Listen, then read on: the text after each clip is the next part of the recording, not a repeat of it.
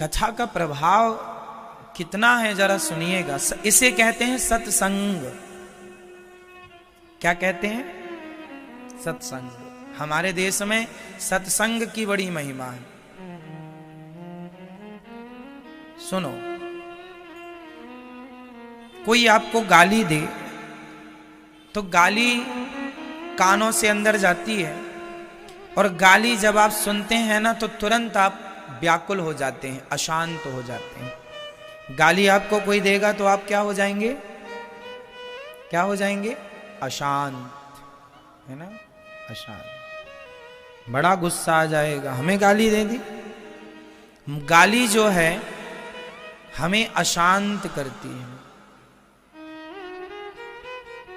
जबकि कथा सुन रहे हैं आप तो क्या हो रहा है? मन, गाली भी मुंह से निकलती है, कथा भी मुंह से निकलती है। गाली भी एक शब्द है, कथा भी एक शब्द है। दोनों मुंह से निकलती हैं और दोनों कानों से प्रवेश करती हैं, गाली भी और कथा भी। यदि गाली का प्रभाव, अच्छा गाली का प्रभाव तुरंत दिखता है या महीने भर बाद? बताओ। गाली आज आपने सुनी किसी से तो गुस्सा कब आएगा? तुरंत। गाली तुरंत प्रभाव दिखाती है, तुरंत मन को अशांत करती है, ब्लड प्रेशर हाई कर देती है गाली। गाली तुरंत प्रभाव दिखाती है। यदि गाली में इतना प्रभाव है तो सोच लो कि भगवान की कथा में कितना प्रभाव होगा। यह मन को अशांत करती है गाली, और कथा मन को शांत करती है। शांति, शांति। जिसे शांति चाहिए वह कथा सुने, और जिसे अशांति में रहना है वह निंदा करे। तो निंदा करेगा तो गालियां मिलेंगी, चुगली करेगा तो गालियां। तो गाली अशांति से, निंदा, चुगली, ये सब अशांति। आज जीवन में अशांति क्यों है? क्योंकि चुगली, निंदा, छल कपट ज्यादा है, कथा कम है। बताओ जीवन में मात्रा किसकी ज्यादा है?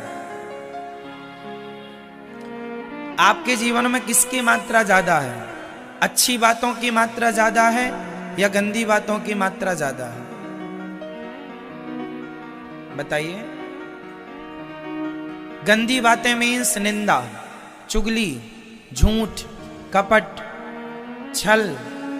जहां बैठे हैं बस किसी ना किसी की बात चल रही है। हमें क्या करना किसी की बात करके? हमें क्या मतलब है? आपको उससे कोई मतलब नहीं है जिसकी आप बातें कर रहे हैं। जब मतलब नहीं है तो आप क्यों बातें कर रहे हैं? कई बार तो आप उनकी भी बातें करते हैं जिनको आप कभी मिले ही नहीं, जिनको कभी देखा ही नहीं। क्या फायदा? नुकसान आप किसका कर रहे हैं? मन किसका खराब कर रहे हैं? खुद का। इसलिए अपने आप को अशांति से बचाना है तो कुसंग से बचा लो। कुसंग क्या है? जहां आप बैठे वहां यदि किसी व्यक्ति की नेगेटिव चर्चा, अच्छा पॉजिटिव बातें हो तो समझ में भी आए कि हम टाटा, बिरला, अडानी, अंबानी की अच्छी बातें ग्रहण करें। अब कुछ लोग टाटा, बिरला की बुराई करते हैं।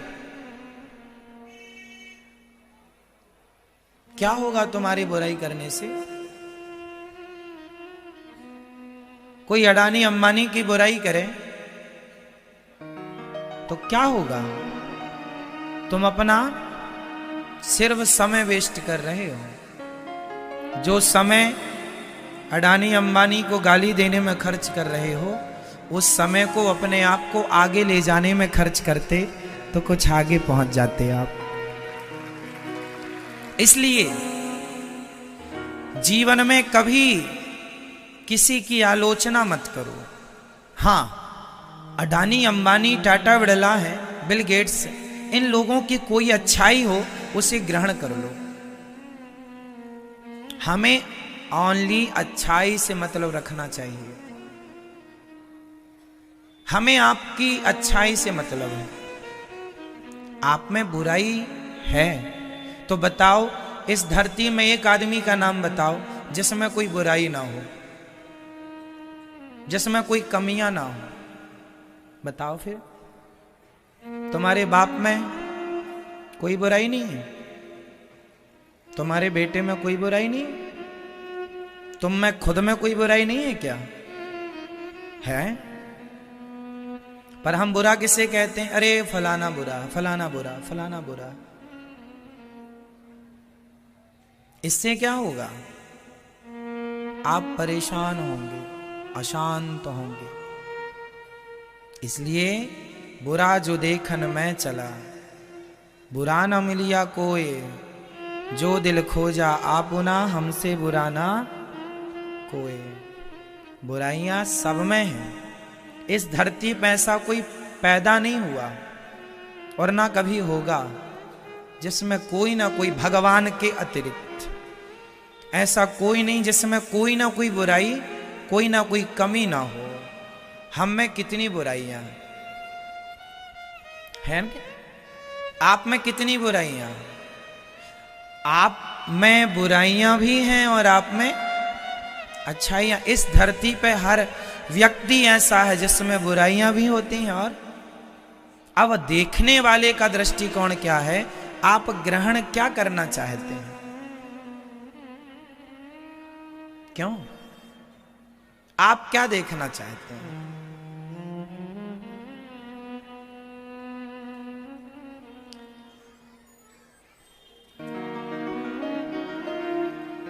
आपके शरीर में एक छोटा सा फोड़ा हो जाए,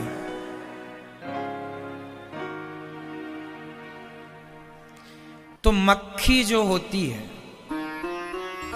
वह पूरे शरीर में कहीं ना बैठकर उस घाव के ऊपर जाकर बैठती है। हाँ या ना? पूरे शरीर में उसे और कुछ नजर नहीं आया मक्खी को, बस वो फोड़ा नजर आया और वहीं जाके बैठेगी वो। आपके जीवन में तमाम अच्छाइयां होते हुए भी कुछ लोग मक्खी जैसे होते हैं जो सिर्फ आपकी बुराइयों पर नजर रखते हैं। इसलिए ऐसे लोगों से मक्खियों की संगत करता कौन है फिर? समाज में ऐसे लोग मक्खी की तरह होते हैं।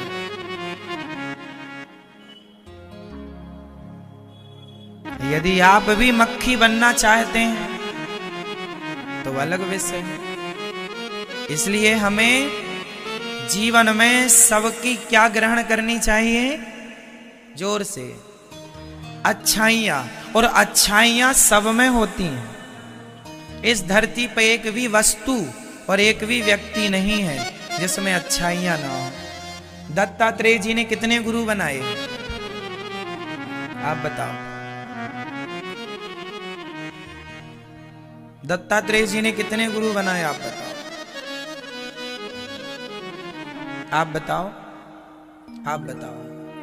पीछे की मैया बताएंगे। 25, 32 सपने में आया रहा है साहब को? 32 सपना। फिर कितने? दत्तात्रेय जी ने कितने गुरु बनाए? 24, 24। 24 गुरु क्यों? शिक्षा गुरु, सीख मिल रही है हमें जहां जहां से। 24 घंटे मतलब हर घंटे हमें किसी ना किसी से सीखना चाहिए। इसलिए 24 गुरु, हर घंटे हमें किसी ना किसी से, इसलिए 24 गुरु। पृथ्वी, वायु, आकाश, अग्नि। पृथ्वी को गुरु बनाया है दत्तात्रेय जी ने। पृथ्वी, चलो बताओ फटाफट, पृथ्वी को गुरु बनाकर दत्तात्रेय जी ने क्या ग्रहण किया? बताओ, पृथ्वी हमें क्या सिखाती है? सब लोग बिल्कुल चालू रखो अपना रेडियो, दिमाग ऑन रखो फटाफट।